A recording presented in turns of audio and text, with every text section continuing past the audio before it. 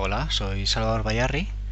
Esta es una recreación de la conferencia que di el pasado 6 de diciembre con motivo de la SPACON 2014. Su título es Frank Herbert, Dune y la evolución humana. Bueno, es difícil abordar en una charla el alcance de esta saga clásica. Frank Herbert escribió y publicó durante 20 años 6 libros que en su momento realmente supusieron una revolución en la forma en la que se publicaba la ciencia ficción. Pensemos que al intentar publicar el primero de los libros tuvo problemas en encontrar editores debido a su gran volumen. De hecho, tuvo que publicarlo finalmente en una editorial que se dedicaba a manuales de reparación de automóviles. Así que hoy en día es relativamente común encontrar estas grandes sagas, pero no lo era tanto en esa época. El alcance de esta saga no solamente es amplio en cuanto a su volumen, sino también al contenido temporal, al alcance temporal que desarrolla. Si en los 3 primeros libros tenemos la acción más o menos condensada en pocos años, sin embargo el cuarto libro damos un salto de 3500 años, luego otro salto de 1500. En realidad estamos cubriendo más de 5000 años de esta historia imaginada del futuro. Además, la saga, por supuesto, como ya es bastante habitual en este tipo de historia, se desarrolla en diferentes planetas, concretamente en una serie de planetas que inicialmente están dominados por diferentes casas, por diferentes familias, siguiendo una especie de modelo feudal. Así que tenemos también este amplio alcance espacial de la acción que sucede en diferentes lugares. Pero lo que realmente da su complejidad a la saga de Dune es la diversidad temática. Frank Herbert utilizaba esta técnica a propósito de incrementar, combinar diferentes temas, diferentes elementos como capas, ¿no?, superpuestas a la hora de escribir la historia. Así que tenemos una gran variedad de temas que recogen pues elementos, digamos, de aventura, de acción, pero también temas más serios, ¿no?, incluso filosóficos. Lo que vamos a hacer en esta charla es utilizar el tema de la conciencia y la evolución humana como hilo conductor para describir cuál era el propósito y algunos elementos interesantes en esta saga de Dune. Primero repasaremos algunas de las influencias que aparecen en la saga. Frank Herbert era un enamorado de la naturaleza y esto se hace visible en la historia. Desde muy joven pues sintió atracción por los entornos naturales. Aquí podemos ver una foto de una cabaña en el monte Rainier, en la costa oeste de Estados Unidos, donde él pasó su luna de miel. Como no tenía mucho dinero en esa época y bueno, pues su mujer accedió a ello, pasaron aquí su luna de miel en esta cabaña con estas maravillosas vistas, pero pues teniendo que bajar durante varias horas para coger comida cada semana. Pero fue algo que él disfrutaba, ¿no?, el enfrentarse a la naturaleza a entornos más o menos extremos como este. Durante sus primeros, digamos, años profesionales tuvo dificultad para acomodarse en un trabajo estable, así que fue viajando por diferentes ciudades. Concretamente él viajó a México con su mujer y allí pues ayudaba a los agricultores enseñándoles técnicas de cultivo de la tierra, ayudándoles a combatir las plagas, las enfermedades. Entonces él realmente le interesaba mucho este tema de cómo las comunidades se enfrentan a su entorno natural y cómo se adaptan a él. Otra de las constantes que influye en su obra es el mar. Desde pequeño vivió cerca del mar, le encantaba todo lo relacionado con el mar. Aquí lo podemos ver de más mayor con una de sus hijas, que está en un yate que él compró, en un barco que llamó Caladan, como el planeta de la familia Atreides. Pero en realidad la forma que adopta esta obsesión o este gusto por el mar en Dune es en la forma de un mar de dunas. Esto tiene un fundamento histórico en un artículo que Frank Herbert escribió sobre una mar de dunas en el estado de Oregón, en Estados Unidos, lo cual es una cosa un poco rara porque está alejado de cualquier tipo de desierto. Él escribió este artículo sobre un proyecto en el que se trataba de fijar estas dunas de forma más o menos natural utilizando vegetación, y de esta experiencia no solo le atrajo estéticamente este concepto del mar de dunas, sino, como os decía, esta idea de que la comunidad, digamos, tiene que modificar al entorno y al mismo tiempo adaptarse a él. Y esta situación de esta idea de fijar las dunas, de cambiar el entorno árido, aparece por supuesto en la saga de Dune. A raíz de estas preocupaciones, pues él va estudiando lo que hoy pues llamaríamos las leyes de la ecología, pero siempre aplicándolas al entorno humano. Lo que a él le interesa, bueno, pues no es la evolución o la ecología en abstracto, sino en qué medida esas reglas de competencia, la relación entre presa y depredador, la relación entre las diferentes comunidades, los diferentes grupos, la diversidad, pues afecta a la propia evolución y a la propia organización de las sociedades humanas. Un aspecto curioso de Herbert, pero que era bastante común en los años 50, pues es el interés por la percepción extrasensorial. De hecho, el editor de Analog, John Campbell, que editó la serie de Dune inicialmente, también era un aficionado a este tema de la percepción extrasensorial. Y Herbert mismo pues bueno, hizo algunos experimentos con estas famosas cartas Zener, aunque él siempre mantuvo una perspectiva, digámoslo así, científica sobre el tema. Otro aspecto curioso en el que, bueno, que le obsesionaba de alguna manera, su obsesión por la verdad. Él siempre estaba obsesionado en averiguar lo que la gente realmente pensaba, lo que la gente realmente quería decir, y bueno, se jactaba en cierta forma de tener esa capacidad de reconocer la verdad, que luego veremos también trasladado como un poder a las Bene Gesserit, a las mujeres que aparecen en la saga de Dune. Él incluso llegó a tener un polígrafo, un detector de mentiras de la Marina, cuando él estuvo trabajando en la Marina, y en alguna ocasión pues la utilizó con sus propios hijos, no muy convencido de que lo que le estaban contando era verdad. Así que él tenía esta obsesión, ¿no?, por poder averiguar la verdad de las cosas. También en su familia se encuentra con algunas mujeres que tienen curiosos poderes. Esta es su madre, Babe, y él contaba siempre que su madre, a pesar de ser prácticamente analfabeta, pues tenía una capacidad increíble para realizar todo tipo de cálculos matemáticos, algo parecido a lo que tienen algunas personas con síndrome de Asperger o con autismo, ¿no? Esto de alguna manera es el fundamento de su escuela de los mentas, de estos seres humanos capaces de realizar cálculos y deducciones de forma muy rápida. Su propia mujer Beverly, también pues él la llamaba la bruja blanca, porque tenía la capacidad de encontrar cosas que la gente había perdido. Les decía, pues mira, ves a buscar a tal sitio, y efectivamente allí estaba esa cosa que había perdido, y en ocasiones incluso de predecir acontecimientos que luego pasaban.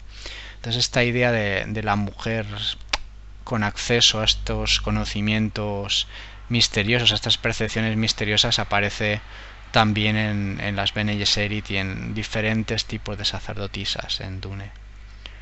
Otra influencia que él confiesa muy clara es la de sus tías maternas de origen irlandés, que intentaban pues inculcarle a él la religión católica y tenían pues esa ambición controladora. Él combina esta idea con los jesuitas, con la orden de la Compañía de Jesús, y con eso construye esta orden de mujeres, las Bene Gesserit, que utilizan la religión como herramienta de control y que tienen un papel muy importante en toda la saga. Otra influencia, digamos, más intelectual, que va a ser muy importante de cara a su visión de la conciencia y la evolución, es la de el psicoanalista Carl Jung, que en esta época, en los años 50, influye en bastantes escritores estadounidenses cuando sus ideas llegan a este país. Por ejemplo, también tiene una gran influencia en Philip K. Dick. Frank Herbert conoce de primera mano las teorías de Jung a través de una pareja de amigos psicólogos, los Slattery. La mujer había estudiado en Alemania con Jung y entonces conocía perfectamente estas teorías. Lo que Jung desarrolla es un tipo de psicoanálisis donde el inconsciente no viene dado por la represión individual de nuestros deseos o de nuestros traumas, sino que el inconsciente es un elemento colectivo que subyace a toda la raza humana, ¿no? Una serie de fuerzas, de instintos, de poderes, de memorias que subyacen a la raza humana.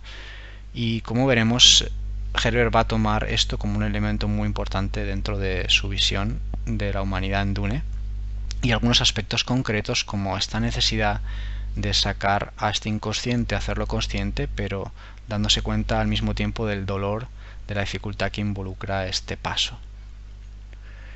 Otro elemento que desarrolla Jung, que para fundamentar esta idea del inconsciente colectivo, él piensa en este momento en el que todavía no existe una teoría de la memoria como una propiedad de la red neuronal del cerebro, pues él desarrolla una teoría donde la memoria reside en las propias células, reside en el material genético de las células.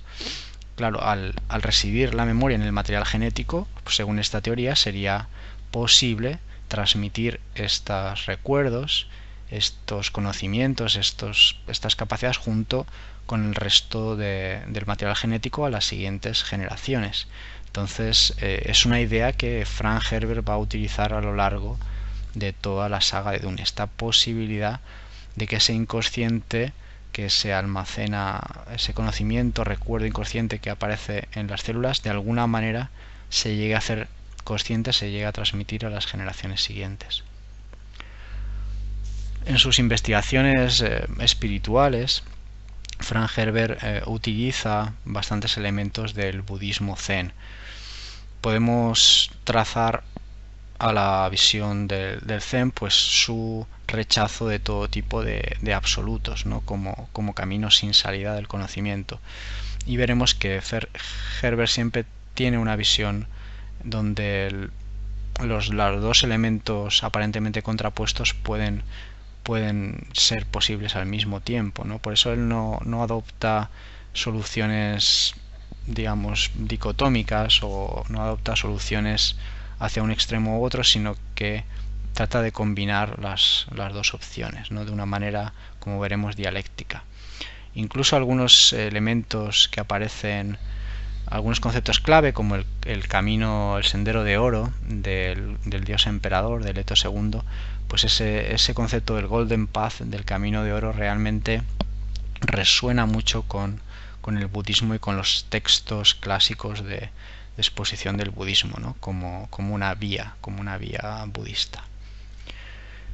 Cuando él ya decidió que Dune se iba a ambientar en este planeta desierto, pues él estudia las tradiciones islámicas, y dentro de la tradición islámica pues estudia la mística islámica, que es el sufismo, y muchos de los elementos que aparecen en Dune relativos a rituales, el papel de las letanías, el papel de las danzas, de la poesía, parecen inspirados por elementos de este misticismo sufí.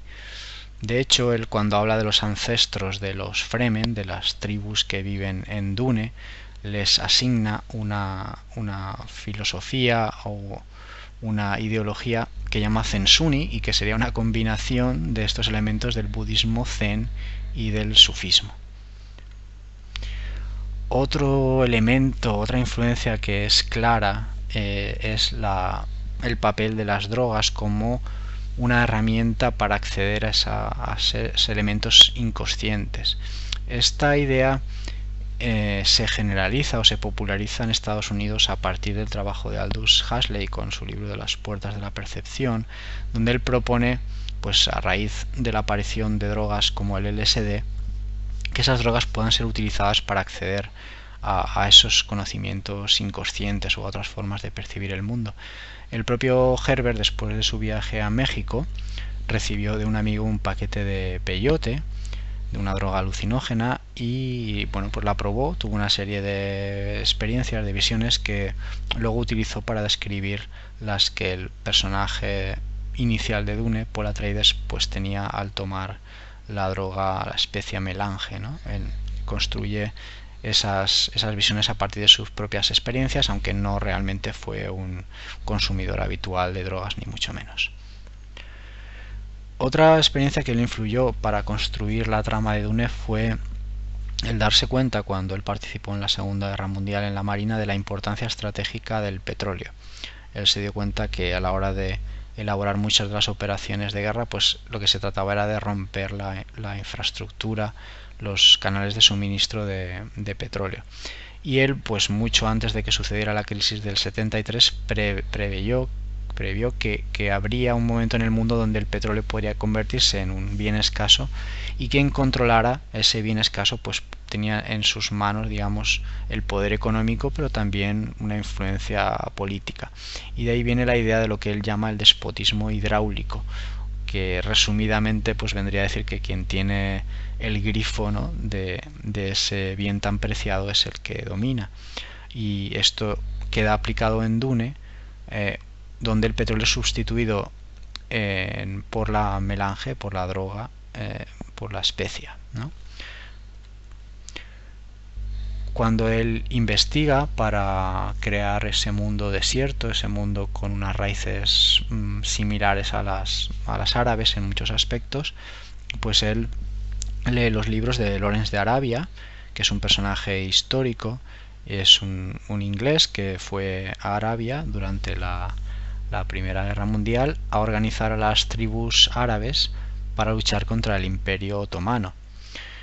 Bueno, aquí claro vemos muchos elementos que luego van a aparecer en la figura de Paul Atreides. Es un extranjero que llega a integrarse con unas tribus, que crea una mística a su alrededor para erigirse en su líder y liderar esta especie de cruzada contra un imperio invasor. De hecho, si nos fijamos, este cuchillo que lleva aquí Lawrence de Arabia casi parece un cuchillo gris, ¿no?, un diente de gusano. De hecho, fue en 1962 cuando se estrena la película de Lawrence de Arabia, la película de David Lean, justo en el momento en el que Frank Herbert está escribiendo Dune.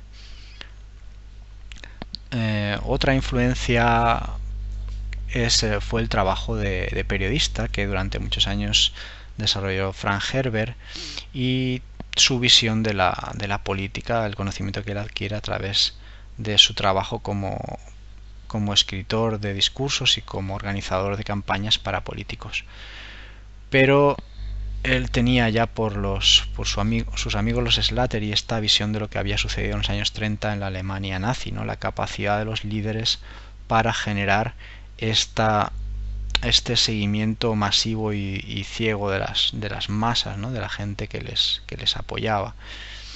Esa visión pues se refuerza, como decía, con su trabajo para algunos políticos. Él, con su obsesión por la verdad, siempre buscaba en las primarias pues candidatos políticos que le pareciera que eran gente honesta, y pues trabajaba con ellos en la organización de la campaña, preparaba las ideas, los discursos, pero luego se daba cuenta de que realmente los que se llevaban el gato al agua, los que ganaban las primarias, eran políticos completamente deshonestos o que simplemente se plegaban a lo que la gente quería escuchar, ¿no? Entonces de ahí, de esa experiencia, pues va generando su visión de la política.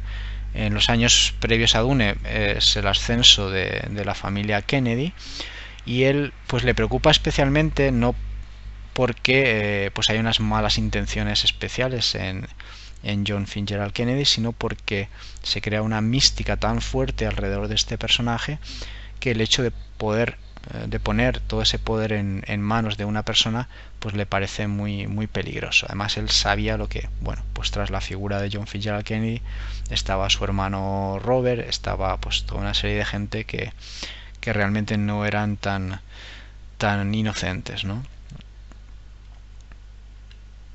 Vamos a oír de su propia boca pues lo que a él le parece sobre los líderes y el papel, ¿no?, que juegan en Dune.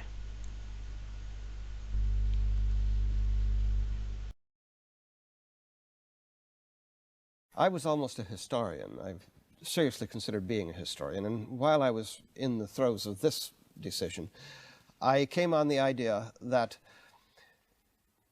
leaders amplify the mistakes. Their mistakes are amplified by the numbers who follow them without question. And charismatic leaders tend to build up followings, power structures, and those power structures tend to be taken over by people who are corruptible. I don't think that the old saw about power corrupting and absolute power corrupting absolutely is accurate. I think power attracts the corruptible.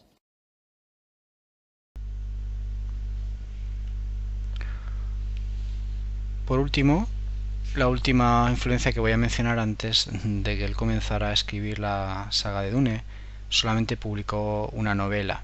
El título de esa novela originalmente era Bajo presión, lo cual describe muy bien la orientación de la historia. Es un submarino en un futuro donde el petróleo prácticamente no se puede conseguir, y bueno, pues eso somete a una gran presión física y psicológica a la tripulación y al psicólogo que va con ellos, y entonces ellos tienen que evolucionar, digamos, dar un salto de conciencia para adaptarse a esa situación. Esta idea va a trasladarse a Dune de alguna manera, el que los personajes están en ese entorno de presión psicológica donde deben evolucionar y de presión física. Vamos a hacer un repaso más o menos rápido de la trama básica, que luego comentaremos. Vamos a partir de este esquema general simplemente orientativo.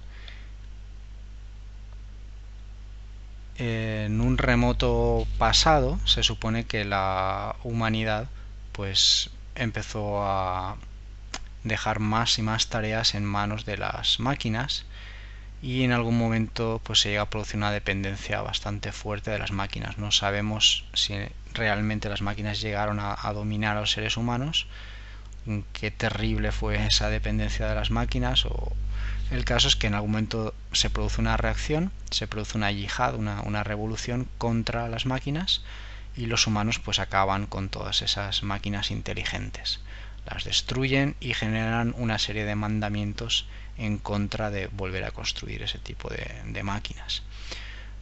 Lo que es más interesante es que como reacción ante la desaparición de las máquinas surgen una serie de escuelas, de grupos que intentan llenar el espacio que han dejado esas máquinas y desarrollar la humanidad en nuevas direcciones, con nuevos poderes, con nuevos talentos. Uno de esos grupos son las Bene Gesserit. Esas mujeres, hemos comentado, pues que desarrollan capacidades mentales especiales para conocer la verdad, para controlar a la gente a través de la voz o a través de la manipulación religiosa, ideológica, etc.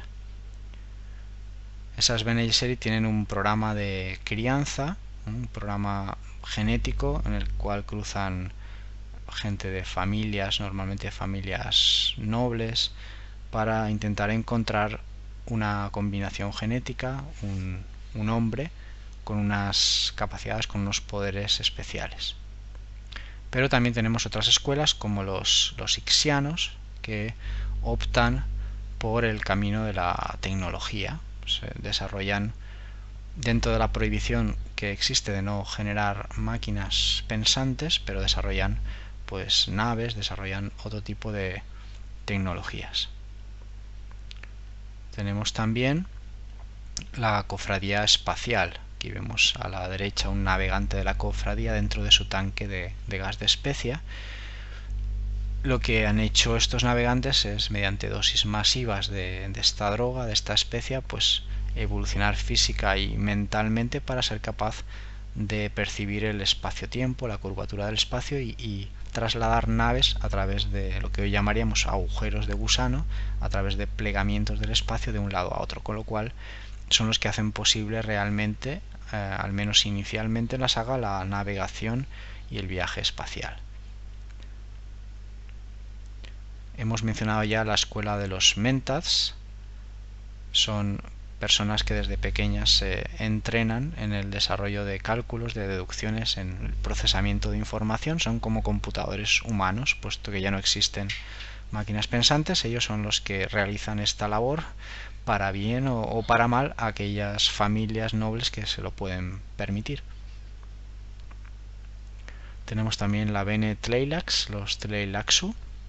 Ellos han optado por la investigación, por el desarrollo de técnicas de ingeniería genética. Bueno, pues sobre este contexto se desarrolla la acción inicial de Dune. Dune salió al principio en forma de serial en la revista Analog y luego posteriormente pues fue recopilada en forma de libro. En Dune el protagonista principal es Paul Atreides. Aquí vemos en la película de David Lynch a la izquierda, con su padre el Duque Leto y su madre la dama Jessica. Jessica es una Bene Gesserit y dentro del programa de selección genética de la hermandad pues tenía como misión combinar sus genes con los del Duque Leto para generar una hija que posteriormente daría lugar al Kwisatz Haderach, a este superhombre con unos poderes especiales, pero por amor al duque Jessica genera un hijo en vez de una chica. Así que pues Paul Atreides tiene la capacidad genética para poder llegar a ser ese Kwisatz Haderach, ese superhombre. En la trama de Dune, bueno, pues es una aventura más o menos clásica de buenos y malos, donde los Atreides se enfrentan a sus enemigos acérrimos, los Harkonnen, la otra familia, y hay una conspiración entre el barón Harkonnen y el emperador para, bueno, destruir a los Atreides. Matan al padre de Paul y Paul y su madre tienen que huir al desierto y refugiarse con los Fremen, con las tribus nativas de Dune.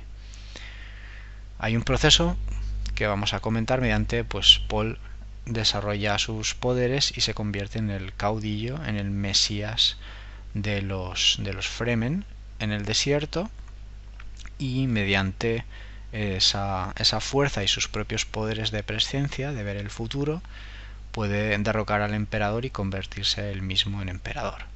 Este es el final de Dune. Es una historia más o menos clásica, pero que continúa de manera bastante inesperada en los siguientes libros de la saga. En el siguiente libro, El Mesías de Dune, pues encontramos a Paul Atreides, que está ya en el poder. Aquí lo vemos en la miniserie Hijos de Dune. Y Paul se enfrenta a peligros internos y externos. Por una parte, sus propios poderes de presciencia, de ver el futuro, le iluminan un camino pues lleno de peligros, pero al ser él capaz de ver este futuro, acaba atrapado en esa línea de tiempo. Él no puede cambiar ese futuro, acaba atrapado en su yihad, en su propia revolución violenta, y acaba atrapado pues por su destino. Por otra parte, los Tleilaxu, la Bene Tleilax, los especialistas en ingeniería genética, conspiran con otros grupos para derrocar a Paul y crean este personaje que es un Ghola, es un clon de su amigo Duncan Idaho, que está acondicionado hipnóticamente para, en el momento adecuado, matar a Paul. Pero cuando esta situación se da, pues el enfrentamiento emocional de matar a su antiguo amigo hace que las memorias de Duncan se despierten. Y bueno, pues así consigue salvar a Paul, pero finalmente Paul Atreides, prisionero de sus propias visiones, pues decide escapar al desierto para morir, aunque en realidad, bueno, no muere. Tiene un papel muy interesante en la tercera parte. La tercera parte, que es Hijos de Dune. En Hijos de Dune, los descendientes de Paul son los que están al mando del imperio. Su hermana Alia, que era una niña pequeña en la primera parte, pues es la regente, porque sus hijos Leto y Ganima son pequeños. El problema es que Alia nació en el vientre de su madre a la consciencia de sus otras memorias, y el ser una niña pues la ha hecho incapaz de poder controlar esas otras memorias, y la otra memoria de su ancestro, el barón Harkonnen, acaba dominándola. Por otra parte, los gemelos Leto y Ganima pues sufren una serie de ataques de los conspiradores que quieren reclamar el trono, y su vida está en peligro. Tienen que tomar una decisión respecto a qué hacen con el imperio y qué hacen con el futuro de la humanidad, porque también son capaces de ver esas visiones del futuro que veía Paul. Finalmente Leto toma la decisión de embarcarse en lo que llama el Sendero de Oro, Sendero Dorado, y que consiste físicamente en hibridarse con las truchas, con las larvas de los gusanos de arena, dejar que se combinen con su cuerpo, y de esa manera se convierte en un ser prácticamente invulnerable y prácticamente inmortal. Comienza así el cuarto libro de la saga, que es Dios Emperador de Dune. Han pasado 3500 años y Leto prácticamente se ha ido transformando en un gusano. Tiene un cuerpo cada vez más parecido al de un gusano, y ha creado este imperio de 3500 años pues prácticamente indestructible.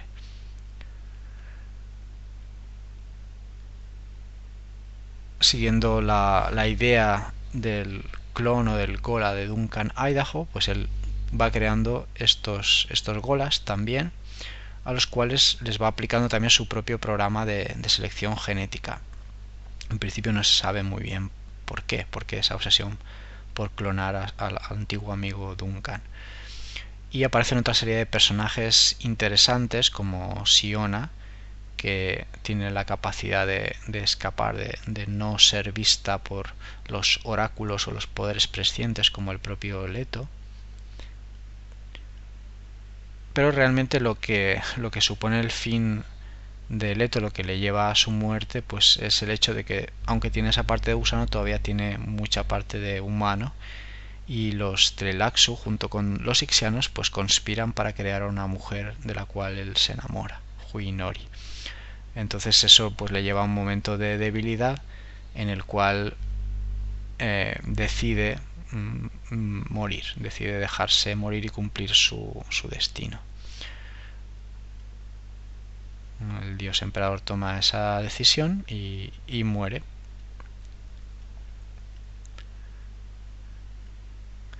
Los siguientes libros, Herejes de Dune y Dune Casa Capitular, transcurren 1500 años después de la muerte de Leto.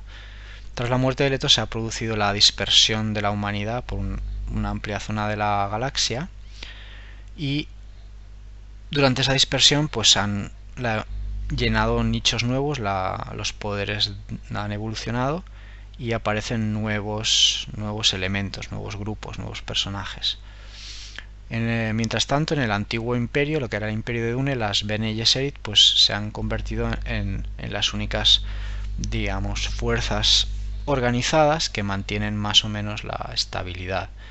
Pero junto con esos humanos de la dispersión han evolucionado las llamadas honoradas matres, que son una especie de versión ultraviolenta de las Bene Gesserit que utilizan la compulsión sexual para dominar.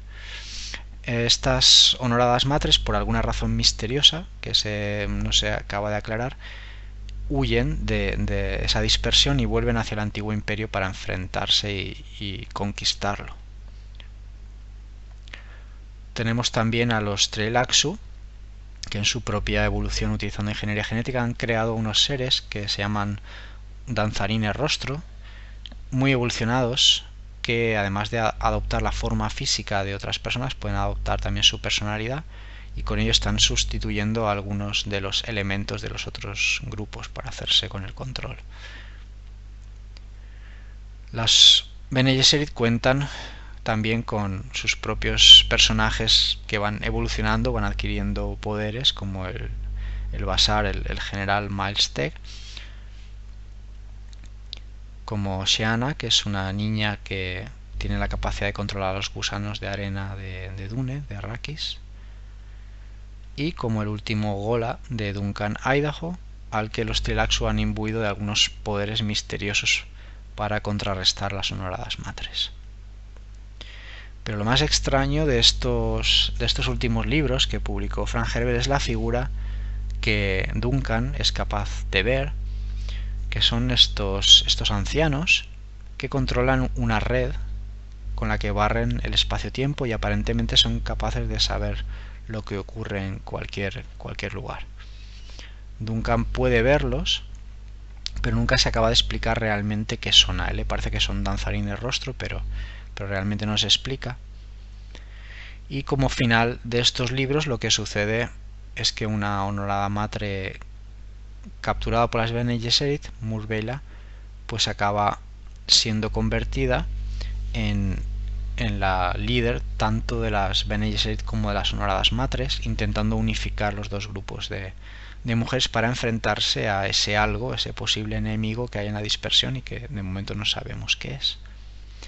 Por otro lado, Duncan, junto con Sheana, con Miles y con otros personajes, escapan de estas batallas en una nave invisible, intentando de alguna manera buscar o ver qué pasa con esos misteriosos seres de la dispersión. Y aquí se acaban los libros que publicó Frank Herbert y dejó a todo el mundo como en un impasse sin saber qué pasaba después. Realmente él parece que sí que tenía pensado escribir un séptimo libro de Dune, pero lo único que según su hijo se han encontrado pues fueron unas notas. Hay incluso algunos libros de fans, de fanfiction, que intentan imaginar lo que hubiera sido ese séptimo libro de Dune, qué habría pasado. El hijo de Frank Herbert, Brian, con Kevin J. Anderson, después de publicar las precuelas de Dune, también intentaron continuar la saga, con, bueno, seguramente no mucha fortuna. Vamos a ver ahora cómo Frank Herbert concibe esta evolución de la conciencia humana. Lo que aparece muchas veces en Dune es esta idea que es sacada de Jung, de que para comprobar ese lado inconsciente que subyace a la humanidad, para sacar a la luz ese inconsciente, tenemos que pasar unas pruebas dolorosas. El ejemplo más conocido es esta prueba del Gom Jabbar que aplica la reverenda madre a Paul antes de salir hacia Arrakis, el Gom Jabbar, este veneno que le impide sacar la mano de esa caja donde se induce un dolor muy fuerte. Pero tenemos otros ejemplos, como las pruebas con el agua de vida que pasan las sacerdotisas de los Fremen y que también el propio Paul tiene que pasar para convertirse realmente en una reverenda madre, o en el caso de Paul para sacar a la luz esos poderes. Esta experiencia del dolor o de la amenaza de muerte física en la concepción de Herbert relacionada con Jung es lo que siempre produce ese despertar. Aparte del ejemplo de Paul, tenemos también otros ejemplos, como hemos mencionado los Gholas, esos clones que tienen en sus células las memorias de vidas pasadas, pero que deben pasar por una experiencia emocional traumática para que estas otras memorias puedan salir a la luz, o bien al intentar matar a un ser querido, como en el caso de Paul, o bien enfrentarse en Herejes de Dune el propio Duncan a Miles Teg en una lucha. También Miles Teg es otro de los personajes que al enfrentarse ante una amenaza dolorosa de muerte pues tiene una reacción en la que pasa a otro nivel de poder, de conciencia. En su caso, pues es capturado y le aplican esta sonda T que intenta meterse en su cerebro para extraer lo que él sabe, y en el dolor de luchar contra la invasión de esta sonda mental, pues de repente él se da cuenta de que tiene la capacidad para moverse a una velocidad increíble. Bueno, por supuesto, Miles es también el producto de un programa de ingeniería o de selección genética. En general, pues vemos esta idea de las otras memorias, de memorias que pueden surgir del acervo celular, del acervo genético. Las venillas lo utilizan para poder recoger los recuerdos de otras reverendas madres anteriores, los bolas lo utilizan para recoger sus memorias, despertar sus memorias anteriores. El propio Leto, cuando muere, dispersa en las truchas de arena que surgen de su cuerpo sus memorias, su conciencia en ese pequeño material genético que se dispersa. Pero en realidad, según Herbert y también siguiendo a Jung, todos tenemos esa capacidad de despertar las otras memorias, ese inconsciente colectivo. Lo que pasa es que normalmente utilizamos rituales, utilizamos elementos para no enfrentarnos a esa posibilidad, que es ciertamente peligrosa, que es difícil de controlar, como hemos visto en el caso de Alien. Otro elemento que hemos mencionado ya, que aparece en las sagas, son las drogas. La más clara, la más obvia es la especia melange, que se utiliza para prolongar la vida, pero también para generar estas experiencias y despertar estos poderes, como los de los navegantes o el poder de la presciencia. Pero también hay otros personajes que usan drogas. En Dune, por ejemplo, tenemos los mentats. Los mentats toman una droga especial que es el jugo de Safo para acelerar sus procesos mentales. It is by will alone I set my mind in motion. It is by the juice of Safu that thoughts acquire speed, the lips acquire stains, the stains become a warning. It is by will alone I set my mind in motion.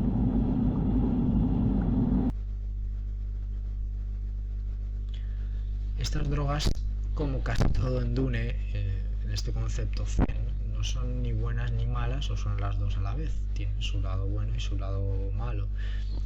Esto queda muy de manifiesto desde el momento en que muchas de estas drogas o los elementos que producen el cambio son venenos, son elementos que el cuerpo, la humanidad del personaje rechaza de entrada y que tiene que transformar, tiene que asimilar, tiene que simbiotizarse con este elemento extraño, que puede ser el agua de vida o puede ser las truchas de arena que absorbe, con las que se hibrida Leto, ¿no?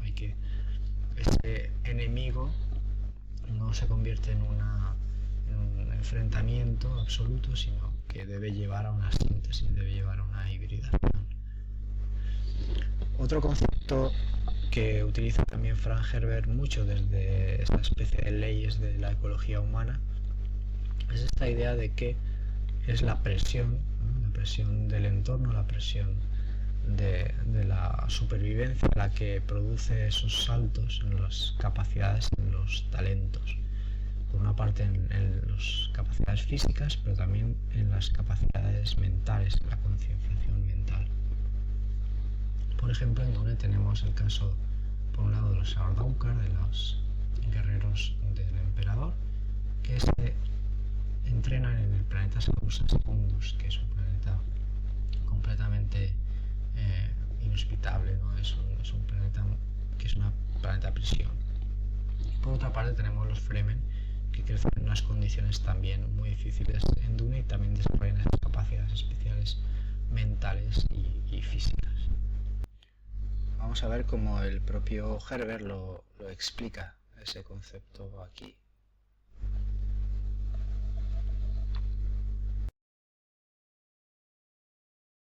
You've created a future. As we said, you're a world maker, a world dreamer. Why did you create Dune? Why that planet? Why such an arid, lifeless place? Well, it's a testing place, for one thing. And all of the great religions that we know about came out of the wilderness.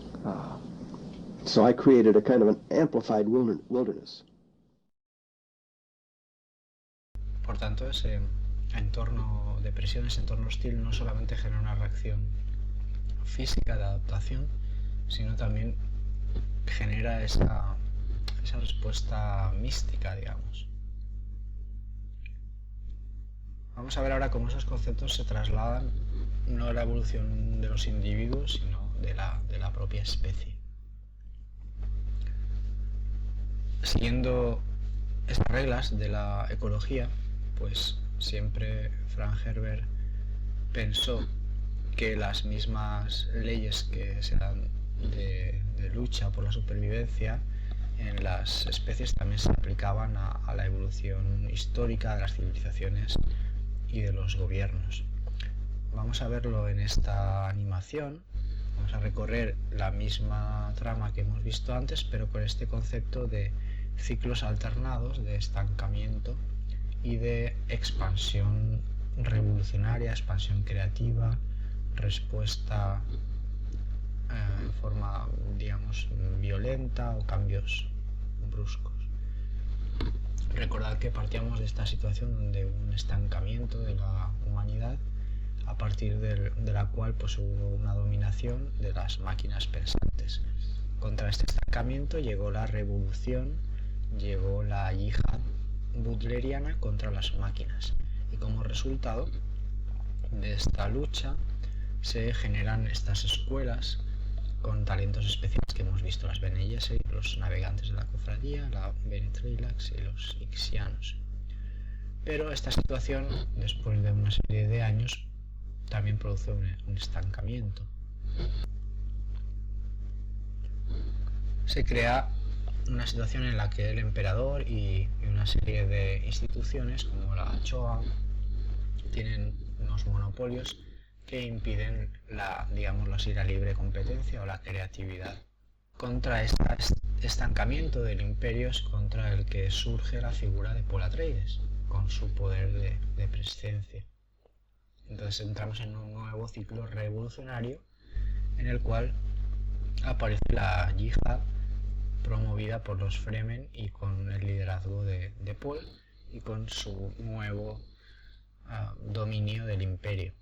Desaparece esa estructura imperial antigua, pero las propias contradicciones o limitaciones del poder de presencia hace que Paul se quede él mismo estancado en esa visión restringida del futuro, y eso paraliza totalmente sus planes, no le deja moverse fuera de ese camino ya trazado, con lo cual desaparece esa dinámica de la yihad y tiene que ser su hijo Leto el que retome la vía del cambio, la vía revolucionaria contra el estancamiento, planteándose esa inmortalidad y la creación de su imperio.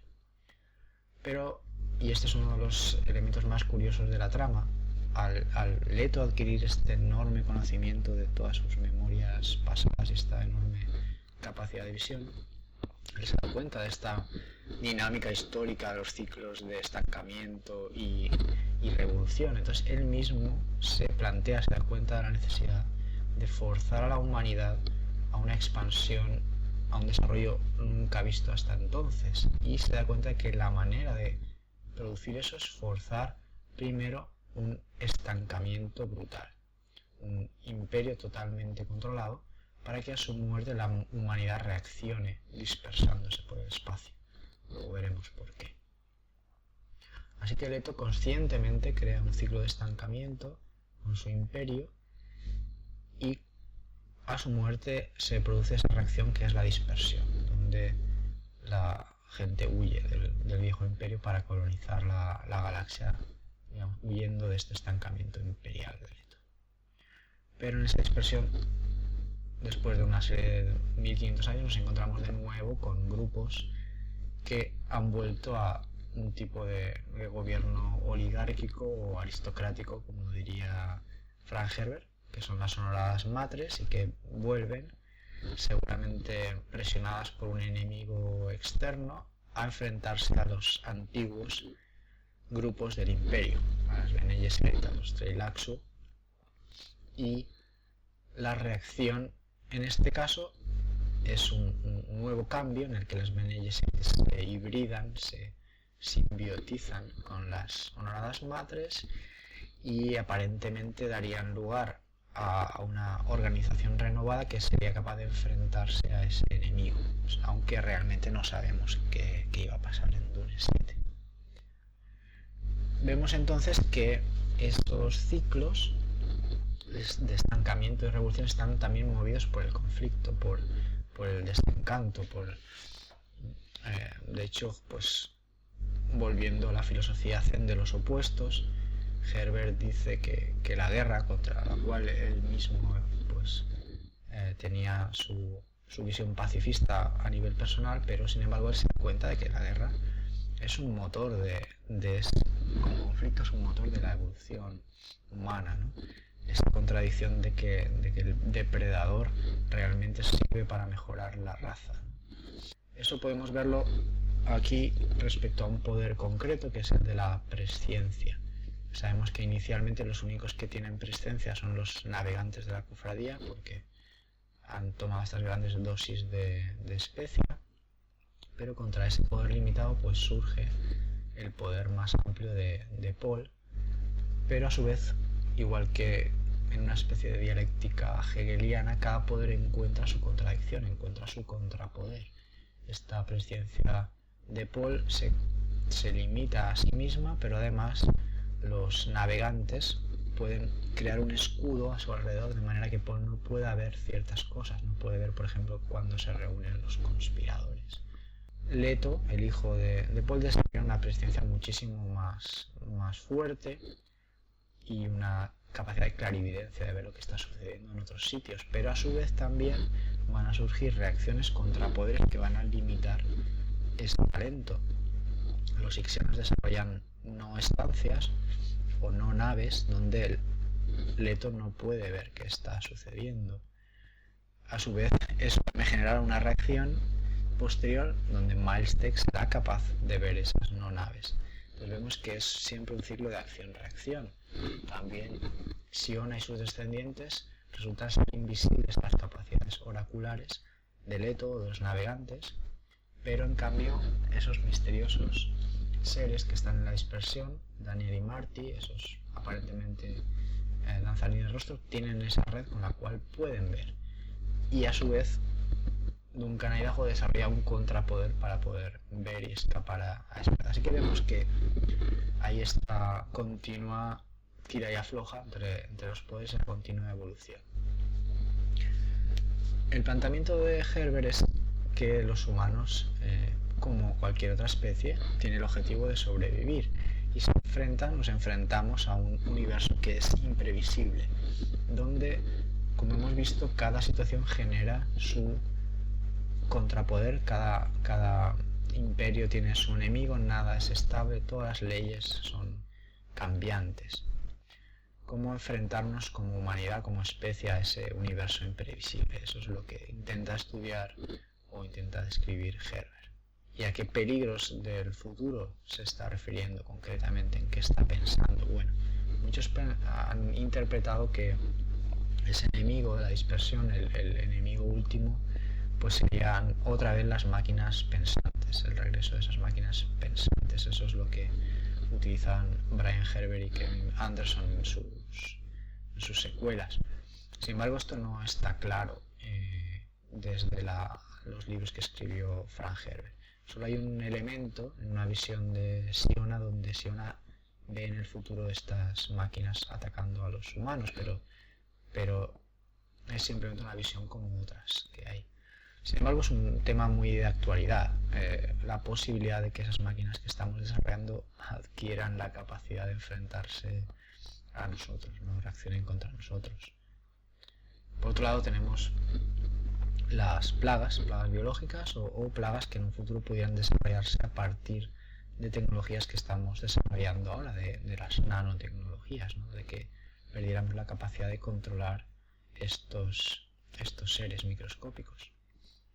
También se está también advirtiendo de la posibilidad de que el encuentro con una civilización extraterrestre sea muy peligrosa para nosotros, no necesariamente porque sean agresivos, sino porque, como demuestra la historia, siempre que se encuentran dos civilizaciones de diferente nivel, hay un peligro muy cierto de que una de ellas pues sucumba por diferentes razones, ¿no?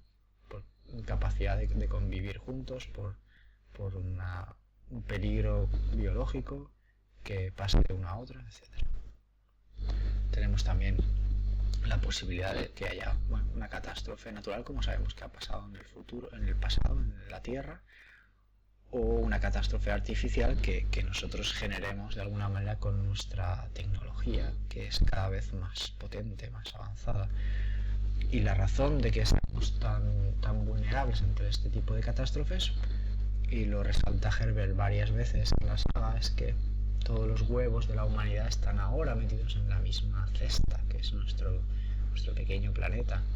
Esta es una fotografía real que tomó una sonda china hace unas semanas, y bueno, pues la interpretación es que todos los seres humanos que existen están en esta fotografía, están ahí en ese pequeño lugar del espacio y somos vulnerables. Pero hay otros elementos que nos hacen también vulnerables, y Frank Herbert destaca la tecnología. La tecnología no es que pueda ser una amenaza por sí misma, como hemos visto en esas máquinas pensantes, sino que tiene también el peligro de que nos hace vulnerables. ¿Por qué? Porque nosotros nos refugiamos ante la incertidumbre del futuro, construyendo estas tecnologías para sentirnos seguros, para que nos ayuden, pero eso nos hace débiles, eso nos quita la posibilidad de desarrollar nuestros propios talentos.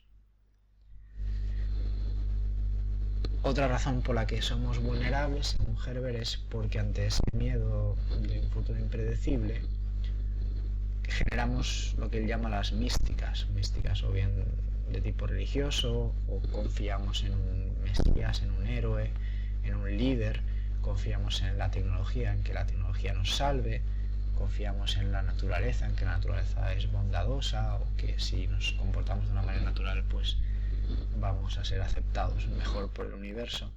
Pero todo eso no son más que, digámoslo así, pues ilusiones que nos fabricamos sin mecanismos de respuesta ante el universo imprevisible.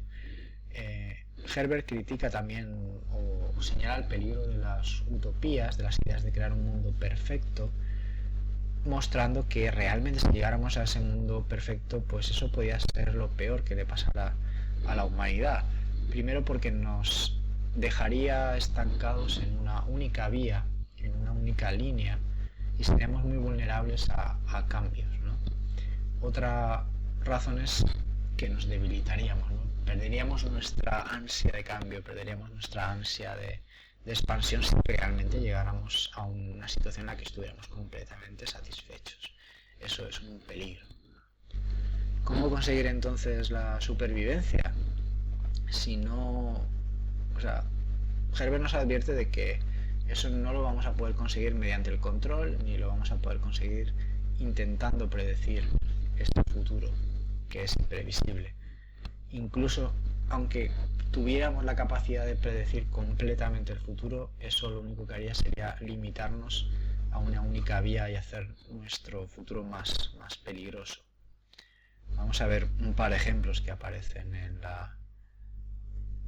la película, este primero, donde Paul Atreides, que las Bene Gesserit intentaron crear como arma de control, acaba volviéndose contra ellas mismas, y esto es algo que pasa constantemente en la saga. Cada vez que alguien intenta construir un arma o generar una ventaja, pues eso acaba volviéndose contra sí mismo. You have some idea of what I could do. Don't try your powers on me. Try looking into that place where you dare not look. You will find me there staring back at you. You mustn't speak! I remember your Gom Jabbar. Now you'll remember mine. I can kill with a word. And his word shall carry death eternal to those who stand against. Vamos a ver aquí ahora al propio Herbert hablándonos de el peligro que supondría esa capacidad de predicción absoluta.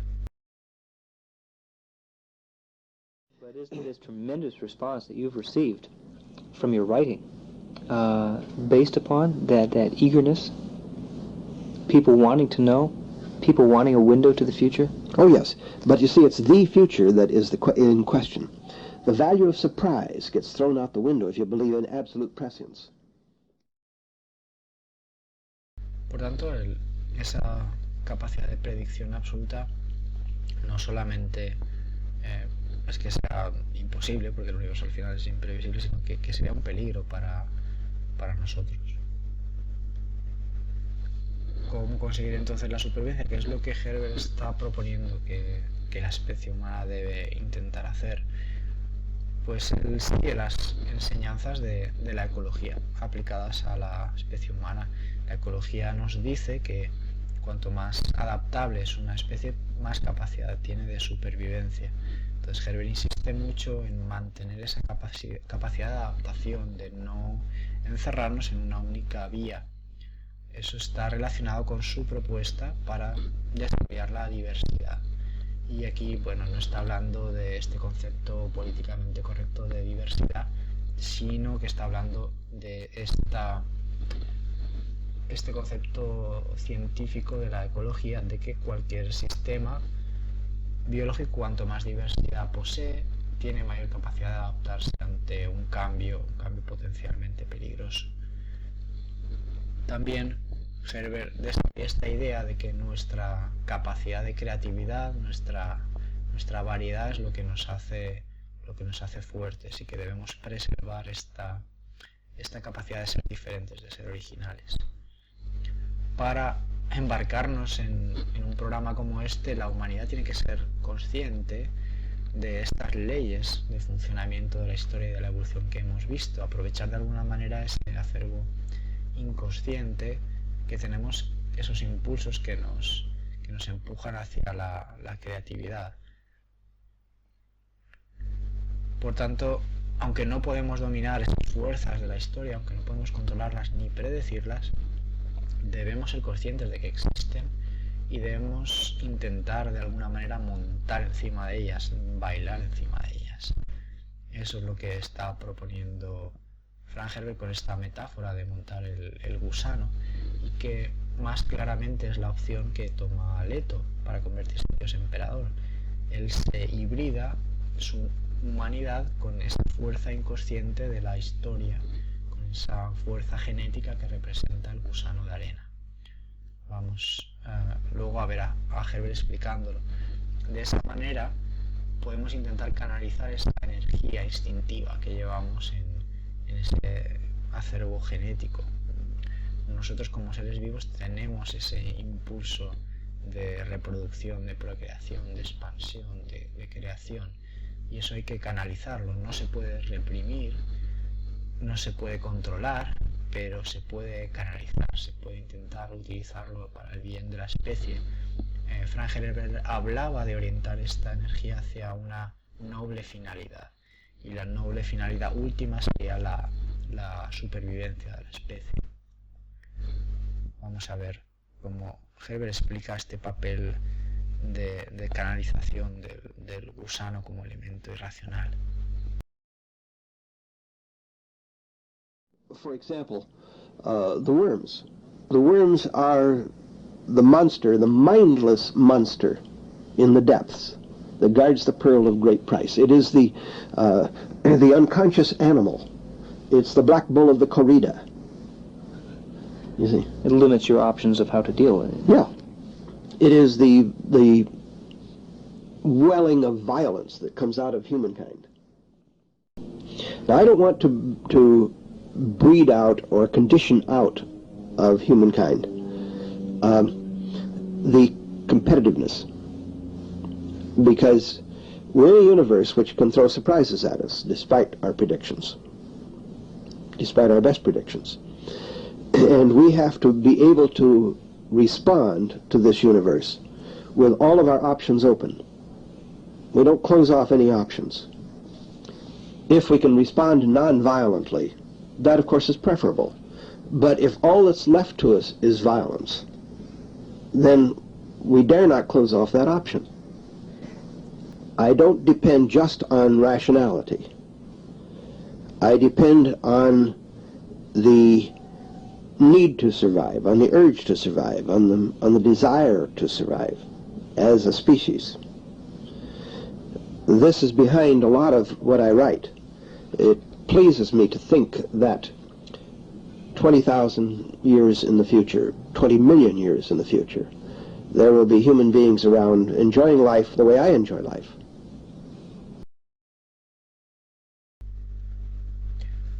Y en la práctica, ¿qué podríamos hacer para avanzar hacia esa supervivencia? Pues una idea que Frank Herbert propone claramente es el de la dispersión. Necesitamos salir de este pequeño cesto donde ahora estamos para aumentar nuestras posibilidades de supervivencia futura. Y esta podría ser perfectamente esa noble finalidad a la que orientar la capacidad creativa y las fuerzas inconscientes, ¿no?, de la humanidad, el expandirnos, el crear nuevas sociedades, el aumentar nuestra diversidad en el tiempo y en el espacio. Herbert también tenía comentarios muy duros que hacer acerca de las formas de gobierno, y él en la práctica también hizo algunas propuestas sobre cómo organizar los gobiernos.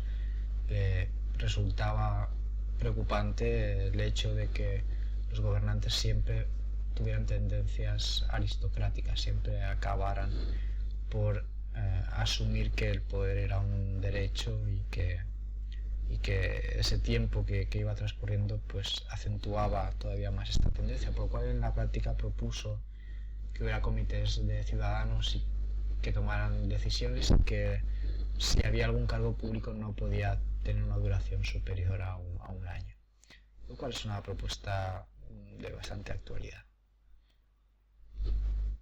Vamos a ver qué comenta aquí acerca del papel de las burocracias y de nuestros instintos en la aparición de las guerras, de los conflictos.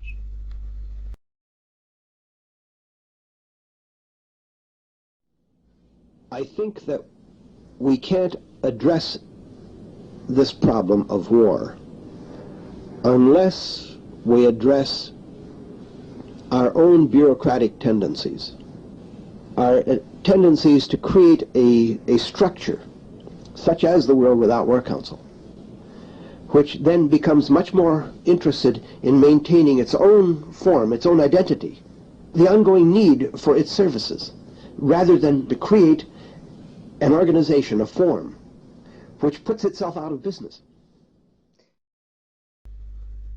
¿Y cuál sería entonces, según Herbert, la vía adecuada para fomentar los talentos,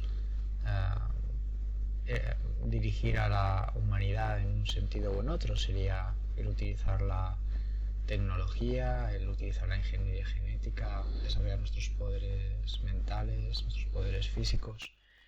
Pues en realidad lo que él propone es mantener todas las posibles vías abiertas. El dios emperador Leto en un momento dado se plantea pues el por qué no eliminar a los odiosos Tleilaxu que hacen estos terribles experimentos genéticos, o por qué no eliminar la peligrosa tecnología ixiana, etc. Pero se da cuenta de que todos esos elementos pueden ser necesarios en un futuro. No sabemos si uno de estos elementos, que a priori puede ser maligno, como la guerra, pues en el futuro va a ser necesaria para la supervivencia de la especie. Así que no podemos cerrar, no deberíamos cerrar ninguna vía, no ser que sea una amenaza para la propia supervivencia de la especie. Y por último, simplemente comentaros que Frank Herbert se involucró de forma personal en el proyecto de David Lynch para filmar Dune, aunque él simplemente fue un observador entusiasta de la producción. Y para que veáis sus impresiones os voy a poner un pequeño vídeo.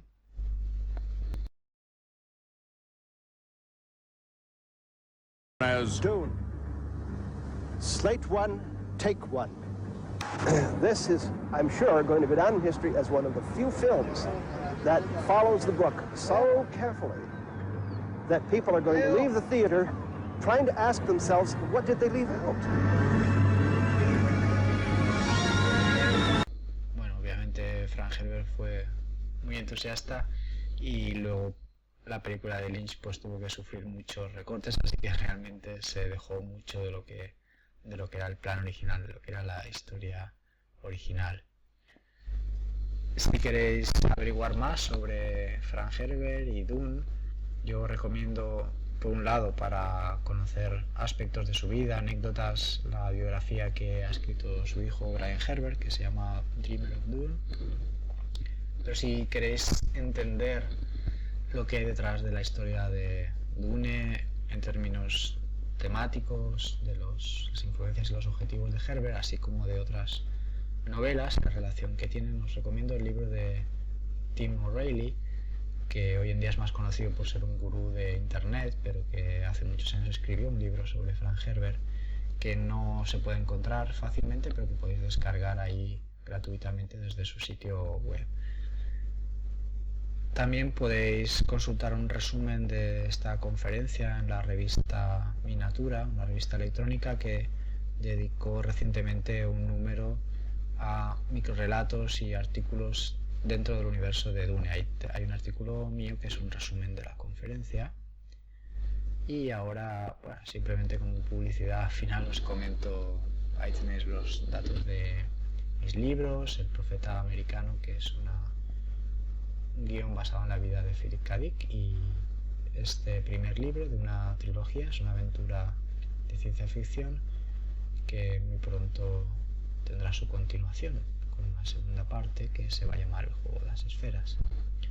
También podréis consultar este vídeo y artículos sobre ciencia ficción y otros temas en mi blog. Ahí tenéis la dirección. Pues muchas gracias por vuestra atención y si queréis cualquier cosa ya sabéis dónde estoy.